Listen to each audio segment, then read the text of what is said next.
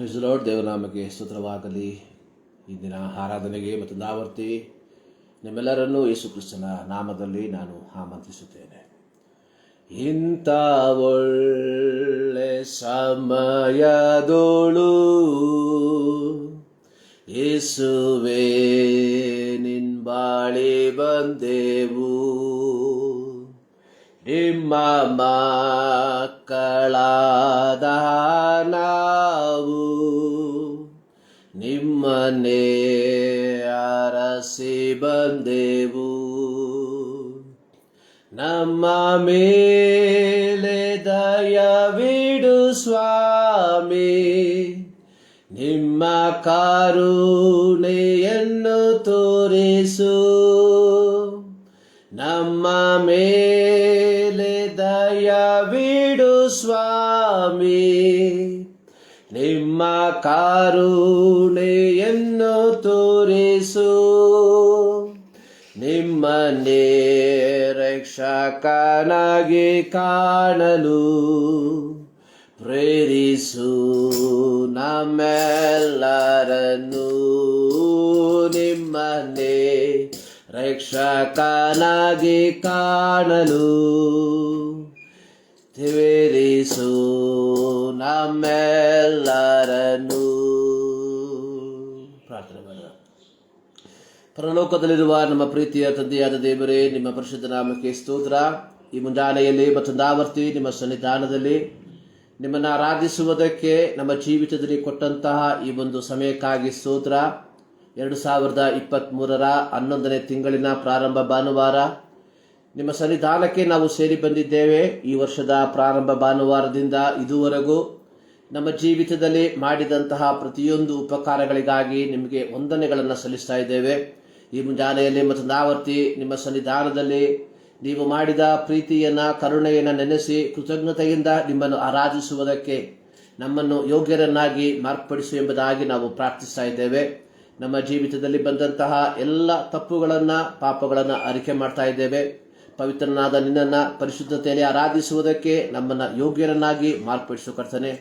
ಇಸೋಪ್ ಗಿಡದ ಬರಲಿನಿಂದ ನೀರನ್ನು ಚಿಮುಕಿಸು ಎಂಬಂತೆ ನನ್ನ ಅಶುದ್ಧತನ ತೆಗೆದುಬಿಡು ಎಂಬುದಾಗಿ ದಾವೀದನು ಆಡಿದ ರೀತಿಯಲ್ಲಿ ಈ ಮುಂಜಾನೆಯಲ್ಲಿ ಮತ್ತೊಂದು ಆವರ್ತಿ ಯೇಸುವೆ, ನಿನ್ನ ರಕ್ತದಿಂದ ನಮ್ಮನ್ನು ತೊಳೆದು ನಮ್ಮನ್ನು ಶುದ್ಧಿಪಡಿಸಿ ಪವಿತ್ರಾತ್ಮ ಭರಿತರಾಗಿ ಆತ್ಮನಾದ ನಿಮ್ಮನ್ನು ಆರಾಧಿಸುವಂತೆ ನಮ್ಮನ್ನು ಯೋಗ್ಯರನ್ನಾಗಿ ಮಾರ್ಪಡಿಸು ಎಂಬುದಾಗಿ ನಾವು ಪ್ರಾರ್ಥಿಸ್ತಾ ಇದ್ದೇವೆ. ಹಾಡುವಂಥ ಹಾಡುಗಳು, ಧ್ಯಾನ ಮಾಡುವಂಥ ದೇವರ ವಾಕ್ಯ ಎಲ್ಲದರ ಮೂಲಕ ದೇವರ ನಾಮ ಮಹಿಮೆ ಹೊಂದುವಂತೆ ಕೃಪೆ ಮಾಡು. ಈ ಸಂದರ್ಭದಲ್ಲಿ ಕರ್ತನೆ, ದೇಶದ ವಿವಿಧ ಭಾಗಗಳಲ್ಲಿ ಕರ್ತನೆ, ವಿವಿಧ ಸ್ಥಳಗಳಲ್ಲಿ, ವಿವಿಧ ಭಾಷೆಗಳಲ್ಲಿ, ವಿವಿಧ ಸಮಯಗಳಲ್ಲಿ ನಡೆಯುವಂತಹ ಎಲ್ಲ ಪರಿಶುದ್ಧ ಆರಾಧನೆಗಳನ್ನು ನಿಮ್ಮ ಕರಗಳಿಗೆ ಒಪ್ಪಿಸಿಕೊಡ್ತಾ ಇದ್ದೇವೆ. ಆಶೀರ್ವದಿಸು. ಪ್ರಾರ್ಥನೆಗಳಿಗಾಗಿ ಸ್ತೋತ್ರ. ಯೇಸು ಕ್ರಿಸ್ತನ ನಾಮದಲ್ಲಿ ಬೇಡುತ್ತೇವೆ ನಮ್ಮ ಪ್ರೀತಿಯ ತಂದೆ, ಆಮೆನ್. ದೇವರ ನಾಮಕ್ಕೆ ಮತ್ತೊಂದು ಆವರ್ತಿ ಕೃತಜ್ಞತೆಯನ್ನು ಸಲ್ಲಿಸ್ತಾ ಇದ್ದೇನೆ. ಈ ನವೆಂಬರ್ ತಿಂಗಳಿನ ಪ್ರಾರಂಭ ಭಾನುವಾರ ದೇವರ ಸನ್ನಿಧಾನದಲ್ಲಿ ದೇವರನ್ನು ಆರಾಧಿಸುವುದಕ್ಕೆ ದೇವರು ನಮ್ಮ ಜೀವಿತದಲ್ಲಿ ಈ ಒಂದು ದಿನವನ್ನು ಕೊಟ್ಟಿದ್ದಾನೆ. ಬನ್ನಿ ಆತನನ್ನು ಆರಾಧಿಸಿ ದೇವರ ನಾಮವನ್ನು ಮಹಿಮೆಪಡಿಸೋಣ. ಒಂದು ಹಾಡಿನ ಕೆಲವು ಚರಣಗಳನ್ನು ಹಾಡಿ ದೇವರ ನಾಮವನ್ನು ಮಹಿಮೆಪಡಿಸೋಣ. ದೇವರನ್ನ ಸ್ತುತಿಸಿರಿ ಸದಾಕಾಲ, ದೇವರನ್ನು ಸ್ತುತಿಸಿರಿ ಎಂಬ ಹಾಡನ್ನು ಹಾಡಿ ದೇವರ ನಾಮವನ್ನು ಮಹಿಮೆಪಡಿಸುವ. ದೇವರನ್ನು ಸ್ತುತಿಸಿರಿ ಸದಾಕಾಲ, ದೇವರನ್ನು ಸ್ತುತಿಸಿರಿ. ಹಲ್ಲೆಲೂಯಾ. ದೇವರನ್ನು ಸ್ತುತಿಸಿರಿ ಸದಾಕಾಲ, ದೇವರನ್ನು ಸ್ತುತಿಸಿರಿ. ಆತನ ಶಕ್ತಿ ಪ್ರದರ್ಶಕ ಆಕಾಶ ನೋಡಿ ಸ್ತುತಿಸಿರಿ. ಹಲ್ಲೆಲೂಯಾ. ನೋಡಿ ಸ್ತುತಿಸಿರಿ ಸದಾಕಾಲ, ದೇವರನ್ನು ಸ್ತುತಿಸಿರಿ. ಆತನ ಮಹತ್ ಕಾರ್ಯಗಳಿಗಾಗಿ ಆತನನ್ನು ಸ್ತುತಿಸಿರಿ. ಹಲ್ಲೆಲೂಯ ಆತನನ್ನು ಸ್ತುತಿಸಿರಿ, ಸದಾ ಕಾಲ ದೇವರನ್ನು ಸ್ತುತಿಸಿರಿ. ಆತನ ಮಹಾಪ್ರಭಾವಕ್ಕೆ ಸರಿಯಾಗಿ ಆತನನ್ನು ಸ್ತುತಿಸಿರಿ. ಹಲ್ಲೆಲೂಯ ಆತನನ್ನು ಸ್ತುತಿಸಿರಿ, ಸದಾ ಕಾಲ ದೇವರನ್ನು ಸ್ತುತಿಸಿರಿ. ಕೊಂಬೂದೂತ ಆತನನ್ನು ಸ್ತುತಿಸಿರಿ, ಸ್ವರ ಮಂಡಲ ಕಿನ್ನರಿ. ಹಲ್ಲೆಲೂಯ ಸ್ವರ ಮಂಡಲ ಕಿನ್ನರಿಗಳಿಂದ ದೇವರನ್ನು ಸ್ತುತಿಸಿರಿ. ದಮ್ಮಡಿ ಬಡಿಯುತ್ತ ಕುಣಿಯುತ್ತ ಸ್ತುತಿಸಿರಿ, ಶಾಂತಿ ವಾದ್ಯ ಕೊಳಲು. ಹಲ್ಲೆಲೂಯ ಶಾಂತಿ ವಾದ್ಯ ಕೊಳಲುಗಳಿಂದ ದೇವರನ್ನು ಸ್ತುತಿಸಿರಿ. ತಾಳದಿಂದಲೂ ಆತನನ್ನು ಸ್ತುತಿಸಿರಿ, ಎಲ್ಲರಿಗಿಂತ ಸ್ತುತಿಸಿರಿ.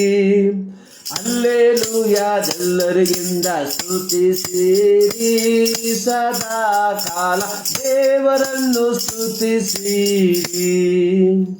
ಶ್ವಾಸವಿರುವುದೆಲ್ಲ ಯೆಹೋವನ ಸ್ತುತಿಸಲಿ, ಯೆಹೋವನಿಗೆ ಸ್ತೋತ್ರ. ಹಲ್ಲೆಲೂಯ ಯೆಹೋವನಿಗೆ ಸ್ತೋತ್ರ, ಸದಾ ಕಾಲ ದೇವರನ್ನು ಸ್ತುತಿಸಿರಿ. ಹಲ್ಲೆಲೂಯ ದೇವರನ್ನು ಸ್ತುತಿಸಿರಿ, ಸದಾ ಕಾಲ ದೇವರನ್ನು ಸ್ತುತಿಸಿರಿ. ಹಲ್ಲೆಲೂಯ ದೇವರನ್ನು ಸ್ತುತಿಸಿರಿ, ಸದಾ ಕಾಲ ದೇವರನ್ನು ಸ್ತುತಿಸಿರಿ. ಹಲ್ಲೆಲೂಯ ದೇವರನ್ನು ಸ್ತುತಿಸಿರಿ, ಸದಾ ಕಾಲ ದೇವರನ್ನು ಸ್ತುತಿಸಿರಿ. ಕೀರ್ತನೆಗಳ ಪುಸ್ತಕ ಇಸ್ರಾಯೇಲ್ ಜನರು ದೇವರನ್ನ ಆರಾಧಿಸುವುದಕ್ಕಾಗಿ ಉಪಯೋಗಿಸುತ್ತಿದ್ದಂತಹ ದೇವರ ವಾಕ್ಯ ಭಾಗ. ಕೀರ್ತನೆ ಸಮಾಪ್ತಿಯ ಕೀರ್ತನೆ ಅಥವಾ ಕೀರ್ತನೆ ಮುಕ್ತಾಯದ ಕೀರ್ತನೆ ಅನ್ನುವಂಥದ್ದು ದೇವರನ್ನ ಸ್ತುತಿಸಿರಿ ಎಂಬ ಆಮಂತ್ರಣದೊಂದಿಗೆ. ಪ್ರಾರಂಭದ ವಾಕ್ಯದಲ್ಲಿ ಆತನ ಪರಿಶುದ್ಧಾಲಯದಲ್ಲಿ, ಆತನ ಶಕ್ತಿ ಪ್ರದರ್ಶಕವಾದ ಆಕಾಶ ಮಂಡಲದಲ್ಲಿ ದೇವರನ್ನ ಸ್ತುತಿಸಿರಿ. ಎಲ್ಲಿ ನಾವು ದೇವರನ್ನ ಸ್ತುತಿಸಬೇಕು? ಯಾತಕ್ಕೋಸ್ಕರವಾಗಿ ನಾವು ದೇವರನ್ನ ಸ್ತುತಿಸಬೇಕು? ಆತನ ಮಹತ್ ಕಾರ್ಯಗಳಿಗೆ, ಆತನ ಪ್ರಭಾವಕ್ಕೆ.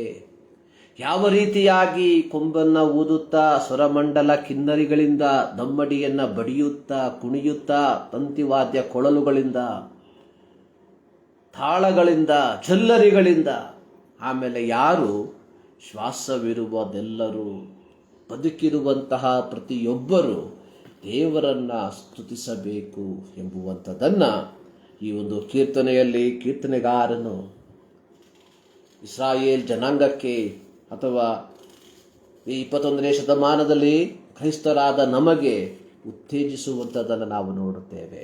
ದೇವರನ್ನ ಸ್ತುತಿಸುವಂಥದ್ದು.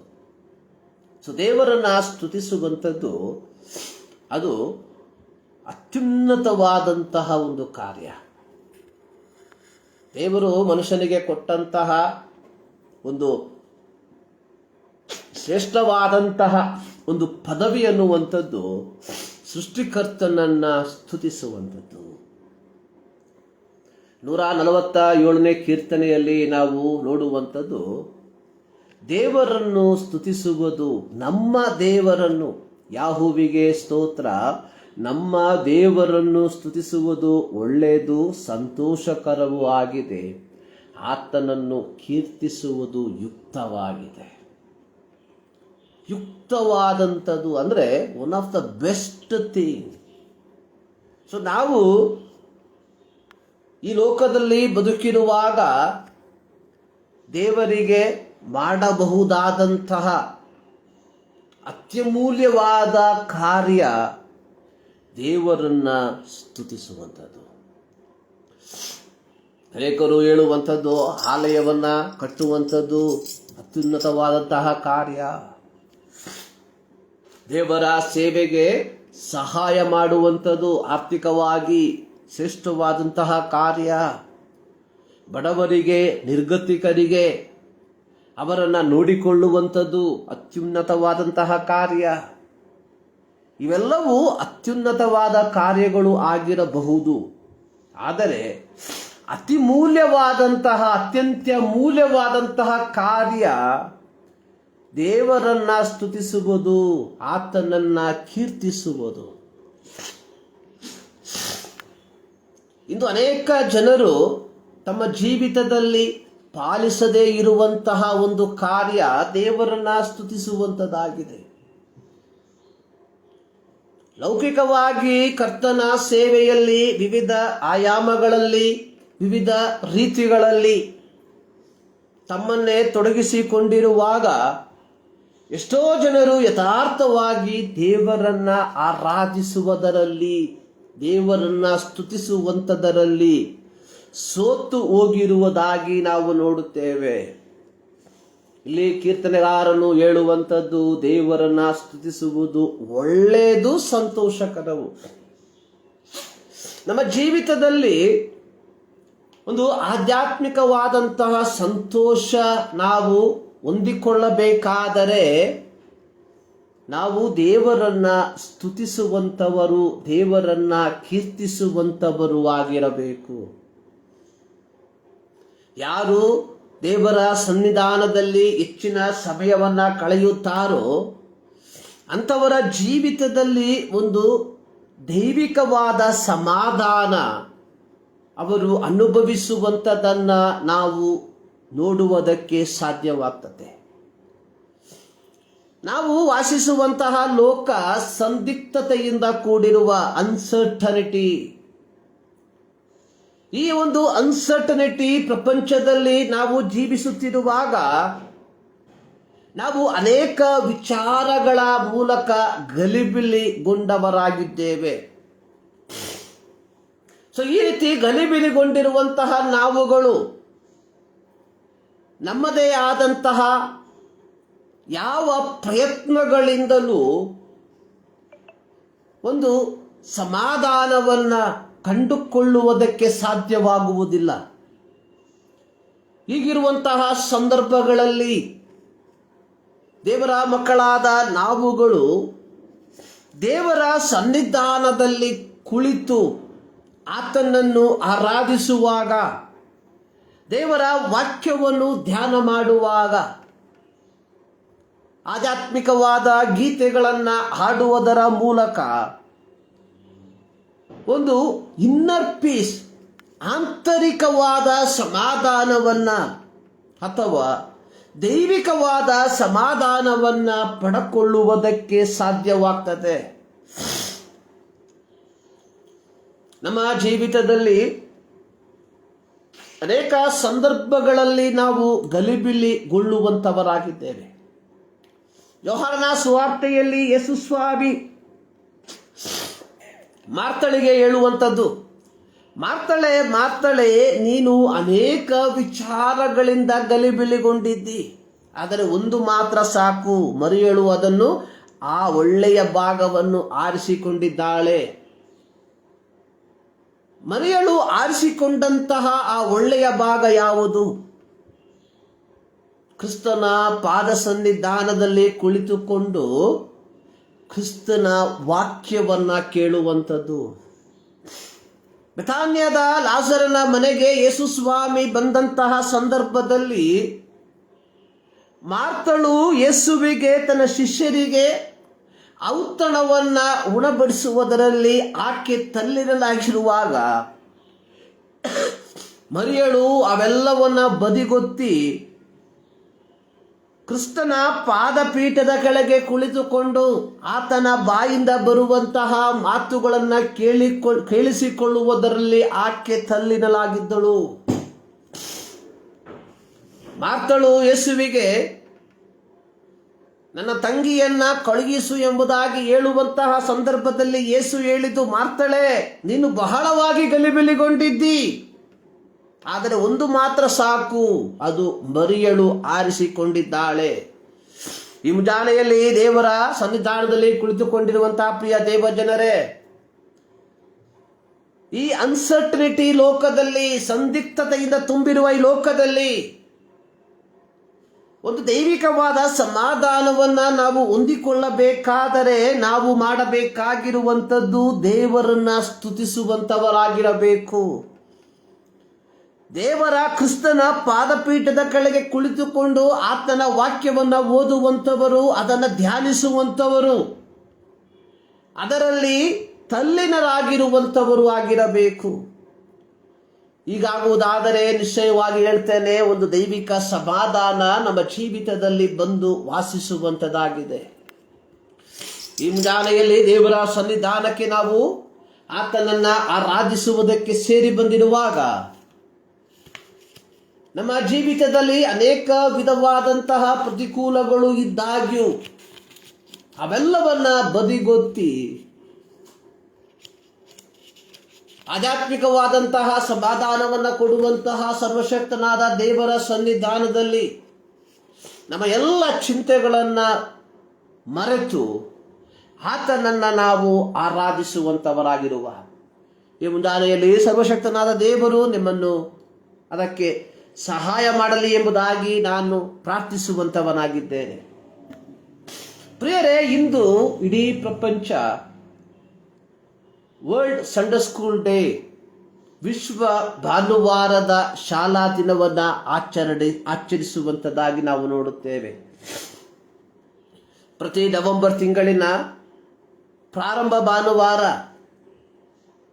ಸಭಾ ವ್ಯತ್ಯಾಸ ಭೇದವಿಲ್ಲದೆ ಪ್ರತಿ ಕ್ರೈಸ್ತ ಸಭೆಗಳು ಈ ಒಂದು ದಿನವನ್ನು ನೆನಪು ಆಚರಿಸುವುದು ಅಂದರೆ ನೆನಪು ಮಾಡಿಕೊಳ್ಳುವಂಥದ್ದನ್ನು ನಾವು ನೋಡುತ್ತೇವೆ. ಏನು ಇದರ ಹಿನ್ನೆಲೆ? ಇದು ಪ್ರಾರಂಭವಾದಂತಹ ವರ್ಷ. ಸೊ ಇದರ ಕುರಿತಾಗಿ ನಾವು ಕಲಿಯುವಂತಹ ಸಂದರ್ಭದಲ್ಲಿ 1736ರಲ್ಲಿ ಇಂಗ್ಲೆಂಡ್ ದೇಶದಲ್ಲಿ ರಾಬರ್ಟ್ ರೈಟ್ಸ್ ಎಂಬ ವ್ಯಕ್ತಿಯ ಜನನ. ಇವರ ತಂದೆ ಪತ್ರಿಕಾ ಸಂಪಾದಕರು ಅಥವಾ ಪತ್ರಿಕಾ ಪ್ರಕಾಶಕರಾಗಿದ್ದರು. ತನ್ನ ತಂದೆಯ ನಿಧನದ ನಂತರ ಈ ಪತ್ರಿಕೆಯನ್ನ ನಡೆಸಿಕೊಂಡು ಹೋಗುವ ಜವಾಬ್ದಾರಿ ರಾಬರ್ಟ್ ರೈಟ್ಸ್ ಅವರ ಮೇಲೆ ಬಂದಿತು. ರಾಬರ್ಟ್ ರೈಟ್ಸ್ ಒಬ್ಬ ಮನುಷ್ಯ ಸ್ನೇಹಿ. ಪ್ರತ್ಯೇಕವಾಗಿ ತಮ್ಮದಲ್ಲದ ತಪ್ಪಿನ ಮೂಲಕ ಅಥವಾ ಬೇರೆ ಯಾವುದೋ ಕಾರಣಗಳಿಂದ ಸೆರೆಮನೆಯಲ್ಲಿ ಬಿದ್ದಿರುವಂತಹ ಮಕ್ಕಳನ್ನ ಸರಿದಾರಿಗೆ ತರುವಂತಹ ಪ್ರಯತ್ನಕ್ಕೆ ಅವರು ಕೈ ಹಾಕಿದರು. ಆ ಕಾಲದಲ್ಲಿ ಕೈಗಾರಿಕಾ ಕ್ರಾಂತಿ ಪ್ರಾರಂಭವಾದದ್ದರ ಫಲವಾಗಿ ಎಲ್ಲ ಕಂಪನಿಯ ಮಾಲೀಕರು ಬಾಲ ಕಾರ್ಮಿಕರನ್ನ ತಮ್ಮ ಕಂಪನಿಗೆ ಸೇರಿಸಿಕೊಳ್ಳುತ್ತಿದ್ದರು.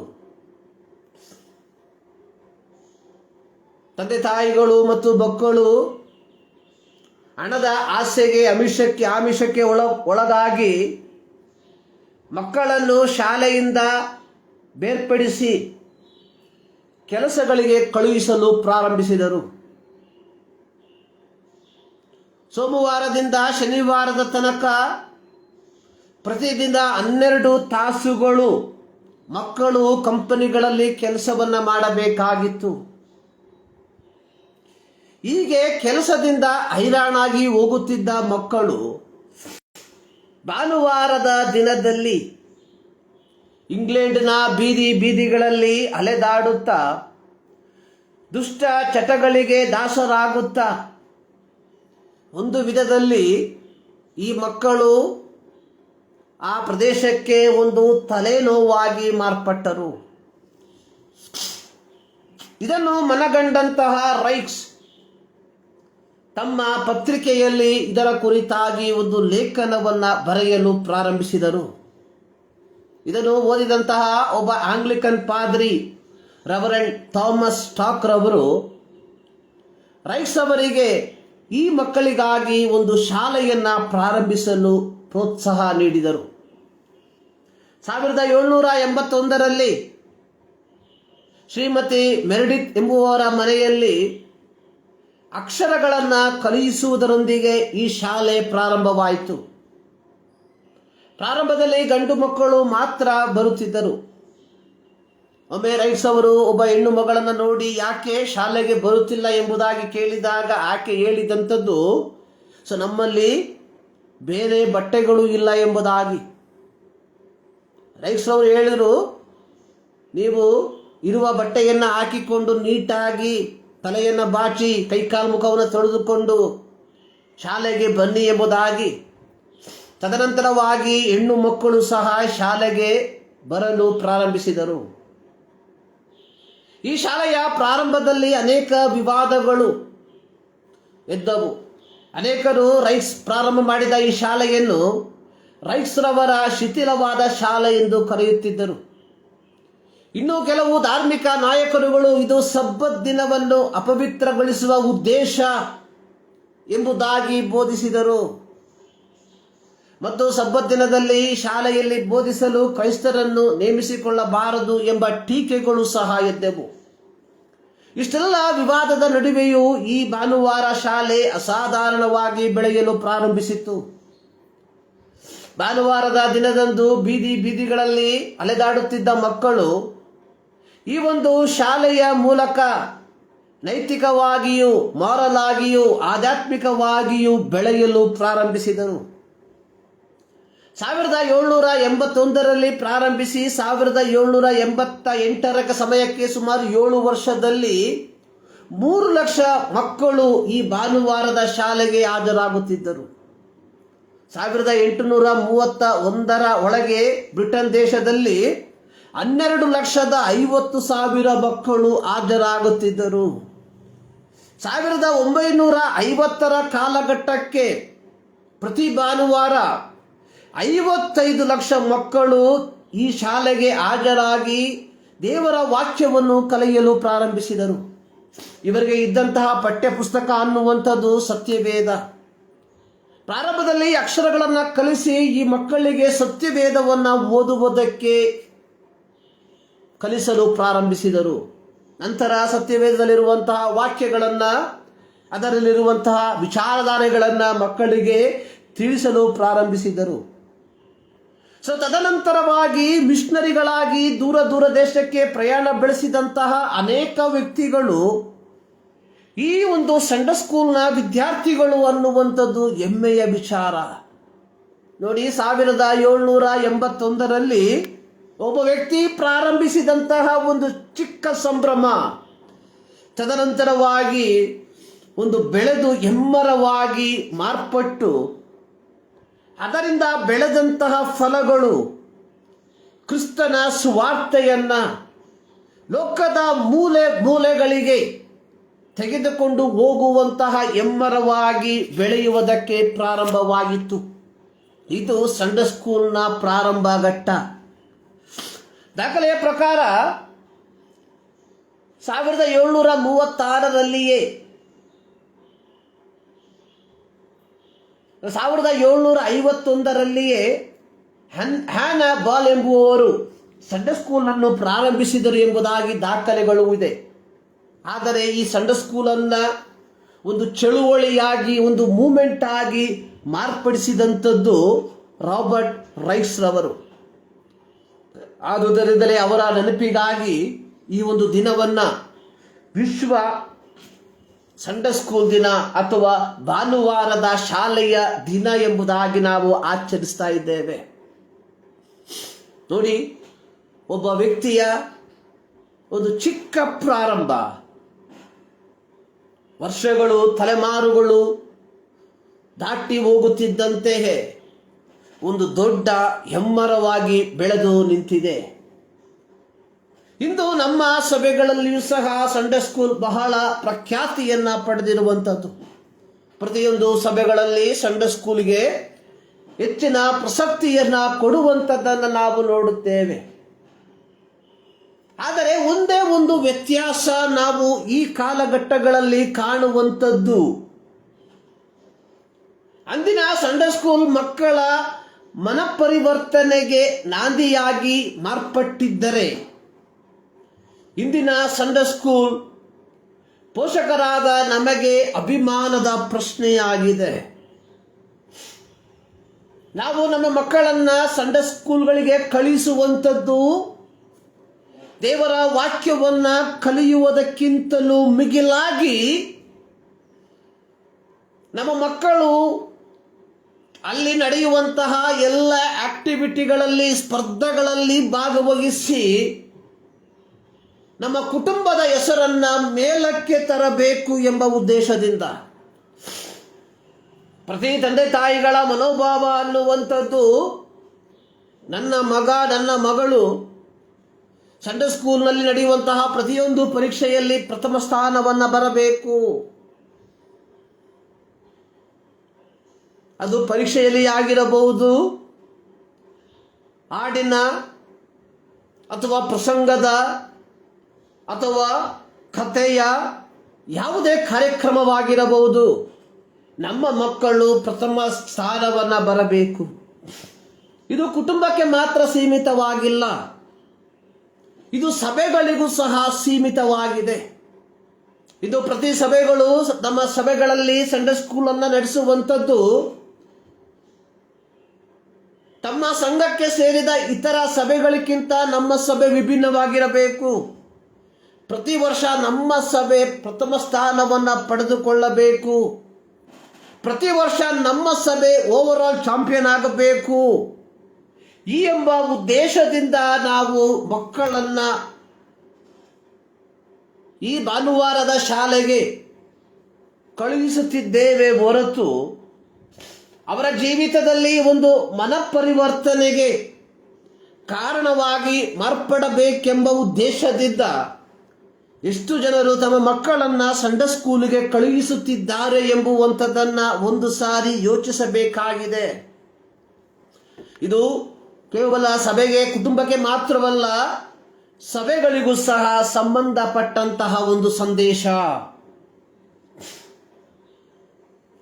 ಪ್ರೀತಿಯ ಪೋಷಕರೇ, ನಾವು ನಮ್ಮ ಮಕ್ಕಳನ್ನು ಕ್ರಿಸ್ತ ನಂಬಿಕೆಯಲ್ಲಿ ಪೋಷಣೆ ಮಾಡುವವರಾಗಿದ್ದೇವಾ, ಅಥವಾ ಕ್ರಿಸ್ತ ನಂಬಿಕೆಯಲ್ಲಿ ನಮ್ಮ ಮಕ್ಕಳನ್ನು ಸಾಕಿ ಸಲಹುವಂಥವರಾಗಿದ್ದೇವಾ? ದೇವರ ವಾಕ್ಯದಲ್ಲಿ ನಾವು ನೋಡುವಂಥದ್ದು, ನಡೆಯಬೇಕಾದ ಮಾರ್ಗಕ್ಕೆ ತಕ್ಕಂತೆ ಹುಡುಗನನ್ನು ಶಿಕ್ಷಿಸು, ಮುಪ್ಪಿನಲ್ಲಿಯೂ ಓರೆಯಾಗನು. ಚಾರ್ಲ್ಸ್ ಸ್ಪರ್ಜನ್ ರವರು ಹೇಳಿದಂತಹ ಒಂದು ಕೊಟೇಶನ್ನ ಕನ್ನಡ ಅನುವಾದ, ಭಾನುವಾರದ ಶಾಲೆ ಪೋಷಕರಾದ ನಮಗೆ ನಮ್ಮ ವೈಯಕ್ತಿಕ ಕರ್ತವ್ಯಗಳಿಂದ ನಮ್ಮನ್ನು ಮುಕ್ತಿಗೊಳಿಸಿದೆ ಎಂಬ ಭ್ರಮೆಯಲ್ಲಿ ಇರಬಾರದು. ಇದು ಅನೇಕ ಪೋಷಕರು ತಮ್ಮ ಮಕ್ಕಳನ್ನು ಭಾನುವಾರದ ಶಾಲೆಗೆ ಅಥವಾ ಸಬ್ಬತ್ ಶಾಲೆಗೆ ಕಳುಹಿಸಿ ಸಬ್ಬತ್ ಶಾಲೆಯ ಅಲ್ಲಿ ಬೋಧನೆ ಮಾಡುವಂತಹ ಟೀಚರ್ಗಳ ಹೆಗಲಿಗೆ ತಮ್ಮ ಮಕ್ಕಳ ಆಧ್ಯಾತ್ಮಿಕತೆಯ ಹೊರೆಯನ್ನು ಹೊರಿಸಿ ತಾವು ತಮ್ಮದೇ ಆದ ಕಾರ್ಯಗಳಲ್ಲಿ ನಡೆಯುವಂಥದ್ದನ್ನು ನಾವು ನೋಡುತ್ತೇವೆ. ಇಲ್ಲಿ ಚಾರ್ಲ್ಸ್ ಸ್ಪರ್ಜನ್ ರವರು ಹೇಳಿರುವಂಥ ಮಾತು, ಭಾನುವಾರದ ಶಾಲೆ ಪೋಷಕರಾದ ನಮಗೆ ನಮ್ಮ ವೈಯಕ್ತಿಕ ಕರ್ತವ್ಯಗಳಿಂದ ನಮ್ಮನ್ನು ಮುಕ್ತಿಗೊಳಿಸಿದೆ ಎಂಬ ಭ್ರಮೆಯಲ್ಲಿ ಜೀವಿಸದೆ, ಪೋಷಕರಾದ ನಾವು ನಮ್ಮ ಕರ್ತವ್ಯವನ್ನು ಅರಿತುಕೊಂಡು ನಮ್ಮ ಮಕ್ಕಳನ್ನು ದೈವಿಕ ಭಕ್ತಿ ಉಪದೇಶದಲ್ಲಿ ತರಬೇತಿಗೊಳಿಸಬೇಕಾಗಿದೆ. ಮಕ್ಕಳನ್ನ ಸರಿದಾರಿಗೆ ತರುವಂತಹ ಕರ್ತವ್ಯ ನಮ್ಮ ದೇವರು ಕೊಟ್ಟಿರುವಂಥದ್ದು ಪೋಷಕರಾದ ನಮಗೆ. ಕನ್ನಡದಲ್ಲಿ ನಾವು ಹೇಳುವಂತಹ ಒಂದು ಗಾದೆ, ಮನೆಯೇ ಮೊದಲ ಪಾಠಶಾಲೆ, ತಂದೆ ತಾಯಿಗಳೇ ಮೊದಲ ಗುರುಗಳು. ಪ್ರಿಯ ದೇವ ಜನರೇ, ದೇವರು ನಮಗೆ ಕೊಟ್ಟಿರುವಂತಹ ಬಹುಮಾನವಾಗಿರುವಂತಹ ಪುತ್ರ ಸಂತಾನ. ಪುತ್ರ ಸಂತಾನ ಎಂಬ ಪದವನ್ನು ಕೇಳುವಾಗ ಕೇಳುವ ಗಂಡು ಮಕ್ಕಳು ಎಂಬುದಾಗಿ ನೆನೆಸಬೇಡಿರಿ, ಮಕ್ಕಳು. ದೇವರು ನಮಗೆ ಕೊಟ್ಟಿರುವಂತಹ ದಾನವಾಗಿರುವಂತಹ ಮಕ್ಕಳನ್ನ ಕ್ರಿಸ್ತ ನಂಬಿಕೆಯಲ್ಲಿ ನಾವು ಸಾಕಿ ಸಲಹುವಂತವರಾಗಿದ್ದೇವ ಎಂಬ ಪ್ರಶ್ನೆ ನಮಗೆ ನಾವೇ ಕೇಳಿಕೊಳ್ಳಬೇಕಾಗಿರುವಂಥದ್ದು ಬಹಳ ಪ್ರಾಮುಖ್ಯ. ಜ್ಞಾನಿಗಳಲ್ಲಿ ಜ್ಞಾನಿಯಾಗಿದ್ದಂತಹ ಸೊಲೊಮೋನನು ಜ್ಞಾನೋಕ್ತಿಗಳ ಪುಸ್ತಕ 22ನೇ ಅಧ್ಯಾಯದ 6ನೇ ವಾಕ್ಯದಲ್ಲಿ ಹೇಳಿರುವಂಥದ್ದು, ನಡೆಯಬೇಕಾದ ಮಾರ್ಗಕ್ಕೆ ತಕ್ಕಂತೆ ಹುಡುಗನನ್ನು ಶಿಕ್ಷಿಸು, ಮುಪ್ಪಿನಲ್ಲಿಯೂ ಓರೆಯಾಗನು. ಜ್ಞಾನೋಕ್ತಿಗಳ ಪುಸ್ತಕದ ಸಾರಾಂಶ ಅನ್ನುವಂಥದ್ದು ತಂದೆಯು ತನ್ನ ಮಕ್ಕಳಿಗೆ ಜ್ಞಾನವನ್ನು ತಿಳಿಸಿಕೊಡುವಂಥದ್ದು ಎಂಬುದಾಗಿ. ಇಲ್ಲಿ ಸೊಲೊಮೋನನು ಹೇಳುವಂಥದ್ದು, ನಡೆಯಬೇಕಾದ ಮಾರ್ಗಕ್ಕೆ ತಕ್ಕಂತೆ. ಒಬ್ಬ ಮಗನು ಈ ಲೋಕದಲ್ಲಿ ಜನಿಸುವಾಗ, ಒಬ್ಬ ಮಗು ಈ ಲೋಕದಲ್ಲಿ ಜನಿಸುವಾಗ ಅದು ಯಾವ ರೀತಿಯಾಗಿ ನಡೆಯಬೇಕು ಎಂಬ ವಿಚಾರಧಾರೆಗಳನ್ನು ಸರ್ವಶಕ್ತನಾದ ದೇವರು ಈ ವಾಕ್ಯದ ಮೂಲಕ ನಮಗೆ ಕೊಟ್ಟಿದ್ದಾರೆ. ಈ ಒಂದು ಮಾರ್ಗದರ್ಶನ ಕೈಪಿಡಿ ಪುಸ್ತಕವನ್ನ ಪಡೆದುಕೊಂಡಿರುವ ನಾವುಗಳು, ತಂದೆಯಂದಿರಾದ ನಾವುಗಳು, ನಮ್ಮ ಮಕ್ಕಳನ್ನ ಈ ದೈವಿಕವಾದ ಮಾರ್ಗದಲ್ಲಿ ನಡೆಸುವಂಥವರಾಗಿದ್ದೇವ ಎಂಬ ಪ್ರಶ್ನೆ ನಾವು ಕೇಳಿಕೊಳ್ಳಬೇಕಾಗಿದೆ. ಅಪೊಸ್ತಲನಾದ ಪೌಲನು ಎಫೆಸದಲ್ಲಿರುವಂತಹ ವಿಶ್ವಾಸಿಗಳಿಗೆ ಬರೆಯುವಾಗ ಅದರ 6ನೇ ಅಧ್ಯಾಯದ 4ನೇ ವಾಕ್ಯದಲ್ಲಿ ಅಲ್ಲಿ ಪ್ರತ್ಯೇಕವಾಗಿ ಉಪಯೋಗಿಸಿರುವಂತಹ ಒಂದು ಪದ, ತಂದೆಗಳೇ. ತಂದೆಗಳೇ, ನಿಮ್ಮ ಮಕ್ಕಳಿಗೆ ಕೋಪವನ್ನೆಬ್ಬಿಸದೆ ಕರ್ತನಿಗೆ ಮೆಚ್ಚುಗೆಯಾಗಿರುವ ಬಾಲ ಶಿಕ್ಷೆಯನ್ನು, ಬಾಲೋಪದೇಶವನ್ನು, ಇಲ್ಲಿ ಪ್ರತ್ಯೇಕವಾದಂತಹ ಒಂದು ನಿದರ್ಶನವನ್ನ, ಆಜ್ಞೆಯನ್ನ, ಇದು ನಿದರ್ಶನವಲ್ಲ ಆಜ್ಞೆಯಾಗಿದೆ. ಸತ್ಯವೇದದಲ್ಲಿ ಅನೇಕ ಆಜ್ಞೆಗಳನ್ನು ನಾವು ನೋಡುವಂಥವರಾಗಿದ್ದೇವೆ. ಆ ಆಜ್ಞೆಗಳಲ್ಲಿ ಒಂದಾದಂತಹ ಆಜ್ಞೆ, ತಂದೆಗಳೇ ನಿಮ್ಮ ಮಕ್ಕಳನ್ನ ಬಾಲೋಪದೇಶದಲ್ಲಿ ಸಾಕಿ ಸಲಹಿರಿ. ಇಂದು ನಾವು ವಾಸಿಸುವ ಪ್ರಪಂಚ ಅನ್ನುವಂಥದ್ದು ಪ್ರತ್ಯೇಕವಾಗಿ ತಂದೆಯಂದಿರಾದ ನಾವುಗಳು. ನಮ್ಮ ಮಕ್ಕಳನ್ನ ದೈವಿಕವಾದಂತಹ ಮಾರ್ಗದಲ್ಲಿ ನಡೆಸಬೇಕೆಂಬ ಆಜ್ಞೆಯನ್ನು ದೇವರಿಂದ ಪಡೆದುಕೊಂಡಾಗ್ಯೂ ನಾವುಗಳು ಲೌಕಿಕವಾದ ಕೆಲಸಗಳಲ್ಲಿ ತಲ್ಲೀನರಾಗಿದ್ದೇವೆ ಎಂಬ ಸಬೂಬನ್ನು ಹೇಳಿಕೊಂಡು ಈ ಒಂದು ಜವಾಬ್ದಾರಿಯನ್ನು ತಾಯಿಗೆ ವಹಿಸುವಂಥದ್ದನ್ನು ನಾವು ನೋಡುತ್ತೇವೆ. ಈ ದಾನಿಯಲ್ಲಿ ಈ ವಾಕ್ಯವನ್ನು ಕೇಳುವಂತಹ ಅನೇಕ ಕುಟುಂಬಗಳಲ್ಲಿ ಈ ಒಂದು ವಾಡಿಕೆ ಸರ್ವೇ ಸಾಮಾನ್ಯವಾಗಿ ನಡೆಯುವಂಥದ್ದು. ಅದರ ಅರ್ಥ ತಾಯಿಯಂದಿರು ತಮ್ಮ ಮಕ್ಕಳನ್ನ ಸಾಕಬಾರದು ಎಂಬುದಲ್ಲ.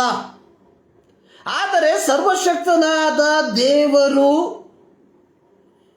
ತಂದೆಯಂದಿರಾದ ನಮಗೆ ಕೊಟ್ಟಿರುವಂತಹ ಜವಾಬ್ದಾರಿ ಎನ್ನುವಂಥದ್ದು ನಮ್ಮ ಮಕ್ಕಳನ್ನ ಬಾಲೋಪದೇಶದಲ್ಲಿ ಸಾಕಿ ಸಲಹುವಂಥದ್ದು.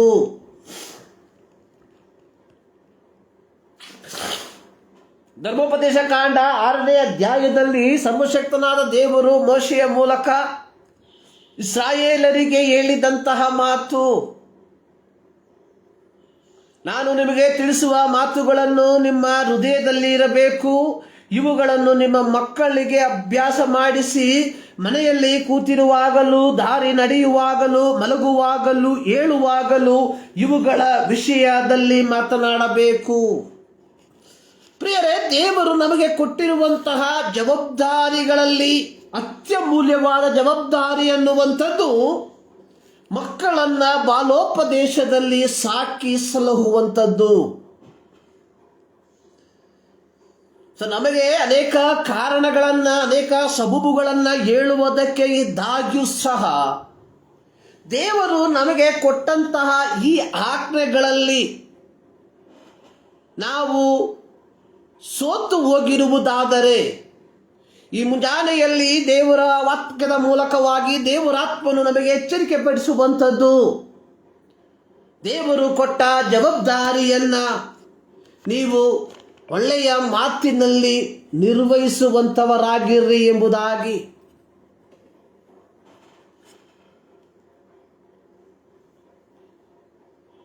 ಇಂಗ್ಲಿಷ್ನಲ್ಲಿ ಒಂದು ಮಾತು ಈ ರೀತಿ ಬರೆಯಲ್ಪಟ್ಟಿದೆ, ನಾವು ನಮ್ಮ ಮಕ್ಕಳಿಗೆ ಕ್ರಿಸ್ತನನ್ನ ಅನುಕರಿಸಲು ಕಲಿಸದಿದ್ದರೆ, ಅಥವಾ ನಾವು ನಮ್ಮ ಮಕ್ಕಳಿಗೆ ಯೇಸು ಕ್ರಿಸ್ತನನ್ನ ಹಿಂಬಾಲಿಸಲು ಕಲಿಸಿಕೊಡದೆ ಹೋದರೆ ಈ ಪ್ರಪಂಚ ಅವರಿಗೆ ನೀವು ಕ್ರಿಸ್ತನನ್ನು ಅನುಕರಿಸಬೇಡಿರಿ ಎಂದು ಕಲಿಸುತ್ತದೆ.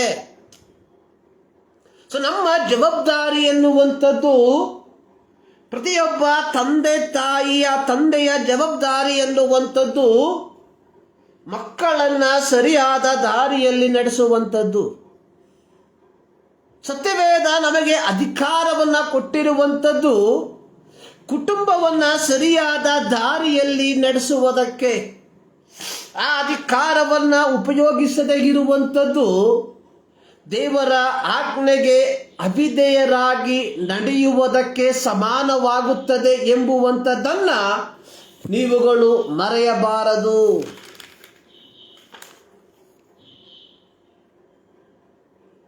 ಒಬ್ಬರು ಹೇಳಿರುವಂತಹ ಒಂದು ಮಾತು, children's minds are like a sponges, they soak up everything around them, learn quickly and repeat what they hear. ಮಕ್ಕಳ ಮನಸ್ಸು ಸ್ಪಂಜುಗಳು ಇದ್ದಂತೆ, ಅದು ಸುತ್ತಮುತ್ತಲಿರುವ ಎಲ್ಲವನ್ನ ಹೀರಿಕೊಳ್ತದೆ, ಬೇಗ ಕಲಿತುಕೊಳ್ತದೆ ಮತ್ತು ತಾವು ಕೇಳಿಸಿಕೊಂಡದ್ದನ್ನ ಅದು ಪುನರಾವರ್ತಿಸುತ್ತದೆ. ತಂದೆಗಳಾದ ನಾವುಗಳು ನಮ್ಮ ಮಕ್ಕಳಿಗೆ ಯಾವುದನ್ನ ಹೀರಿಕೊಳ್ಳುವುದಕ್ಕೆ ಹೇಳಿಕೊಡುವಂಥವರಾಗಿದ್ದೇವೆ ಎಂಬ ಒಂದು ಪ್ರಶ್ನೆ ನಾವು ಕೇಳಿಕೊಳ್ಳಬೇಕಾಗಿದೆ. It's our responsibility to teach our children in God's way. ದೈವಿಕ ಮಾರ್ಗದಲ್ಲಿ ನಮ್ಮ ಮಕ್ಕಳನ್ನ ನಡೆಸಬೇಕಾದಂತಹ ಜವಾಬ್ದಾರಿ ಪ್ರತಿಯೊಬ್ಬ ತಂದೆ ತಾಯಿಯ ಮೇಲೆ ಇದೆ. ಹೀಗಿರುವಾಗ ಚಾರ್ಲ್ಸ್ ಸ್ಪರ್ಜನ್ ಅವರು ಹೇಳಿರುವಂತಹ ಮಾತು ಎಷ್ಟು ಸಮಂಜಸವಾಗಿದೆ.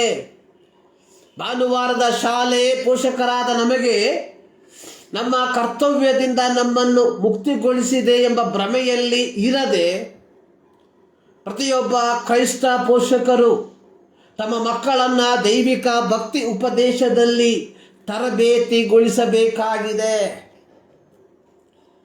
ಸಂಡೇ ಸ್ಕೂಲ್ ಅನ್ನುವಂಥದ್ದು ಒಂದು ಅತ್ಯುನ್ನತವಾದಂತಹ ಒಂದು ಕಾರ್ಯ. ಮಕ್ಕಳನ್ನ ದೈವಿಕವಾದ ಮಾರ್ಗದಲ್ಲಿ ನಡೆಸುವುದಕ್ಕೆ ಸಂಡೇ ಸ್ಕೂಲ್ ಮೊದಲ ಹೆಜ್ಜೆ ಅಂದರೆ ತಪ್ಪಾಗಲಾರದು. ಆದರೆ ಪೋಷಕರಾದ ನಾವುಗಳು ನಮ್ಮ ಮಕ್ಕಳನ್ನ ಸಂಡೇ ಸ್ಕೂಲ್ಗೆ ಹಾಕುವುದರ ಮೂಲಕ ಅವರ ಆಧ್ಯಾತ್ಮಿಕತೆಗೆ ಬೇಕಾದದ ಎಲ್ಲವನ್ನ ಮಾಡಿಬಿಟ್ಟಿದ್ದೇನೆ ಎಂದು ನೆನೆಸಿ ಕೂರುವಂಥದ್ದು ಅದು ಹುಚ್ಚು ಮಾತಾಗಿದೆ. ರಾಬರ್ಟ್ ರೈಸ್ ಅವರು ಈ ಒಂದು ಶಾಲೆಯನ್ನ ಪ್ರಾರಂಭಿಸುವುದಕ್ಕೆ ಕಾರಣ ಅಂದಿನ ಕೈಗಾರಿಕಾ ಕ್ರಾಂತಿಯ ಸಂದರ್ಭದಲ್ಲಿ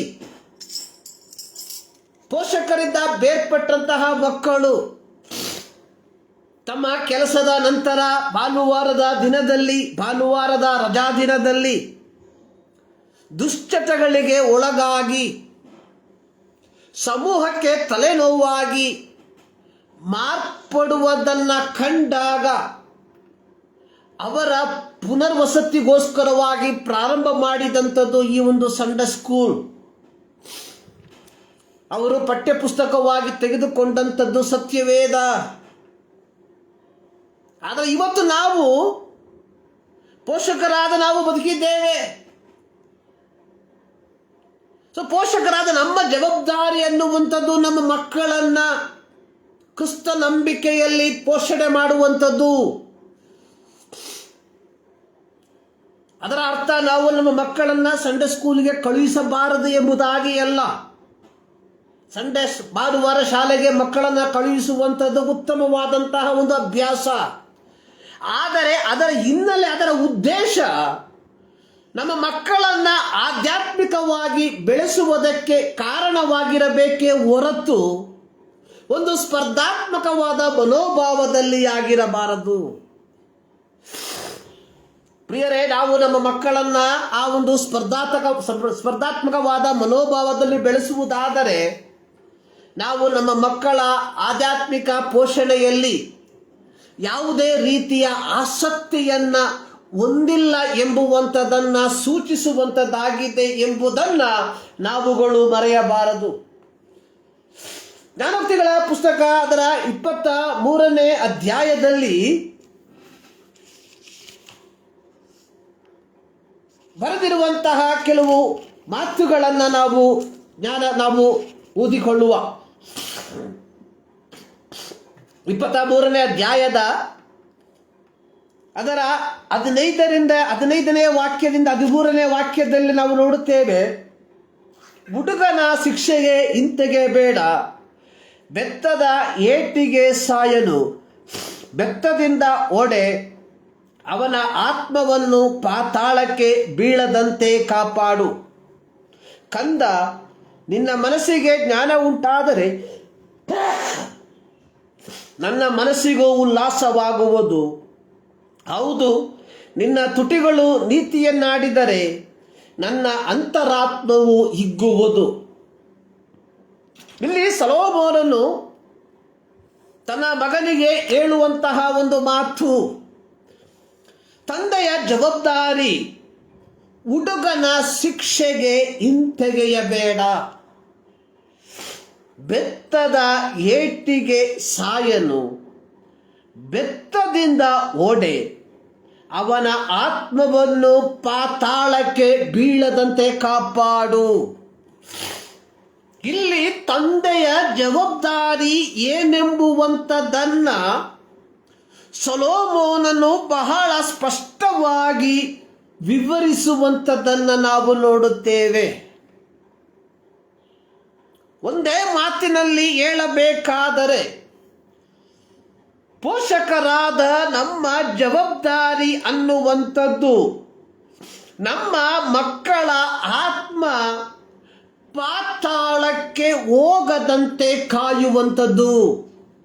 ಅರ್ಥಾತ್ ನಮ್ಮ ಮಕ್ಕಳನ್ನ ಲೌಕಿಕವಾದ ಮಾಲಿನ್ಯಕ್ಕೆ ತಳ್ಳಿ ಹಾಕದೆ ಆಧ್ಯಾತ್ಮಿಕವಾದ ದೈವಿಕ ಮಾರ್ಗದಲ್ಲಿ ತಮ್ಮ ಚಿಕ್ಕ ಪ್ರಾಯದಿಂದಲೇ ಸಾಕಿ ಸಲಹುವಂಥದ್ದು.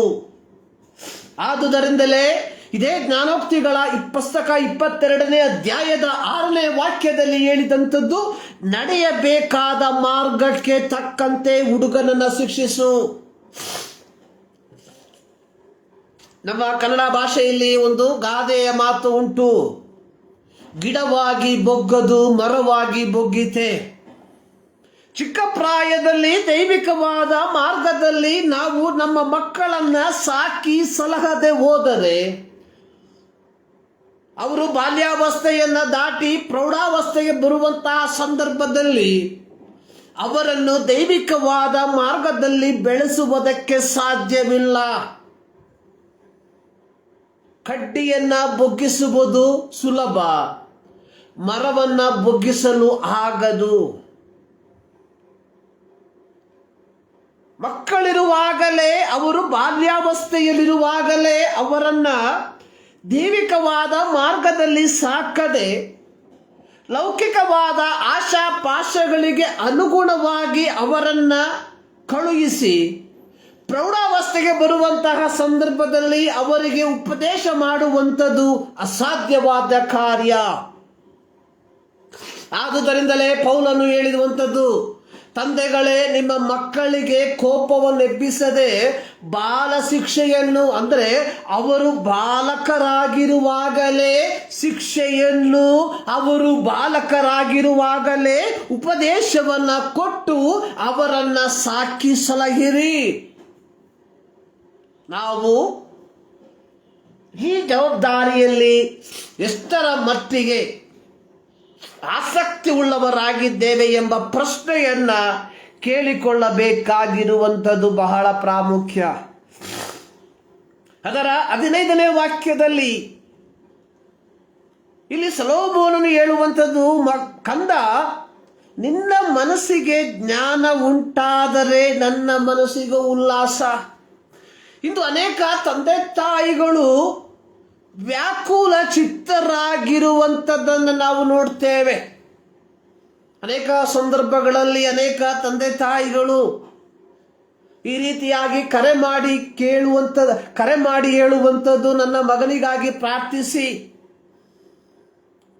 ಪ್ರಾಯವನ್ನು ಕೇಳುವಂತಹ ಸಂದರ್ಭದಲ್ಲಿ 18, 20, 22, 25 ವರ್ಷ ಅವನ ಆತ್ಮಿಕ ಬೆಳವಣಿಗೆಗಾಗಿ ಪ್ರಾರ್ಥಿಸಿ.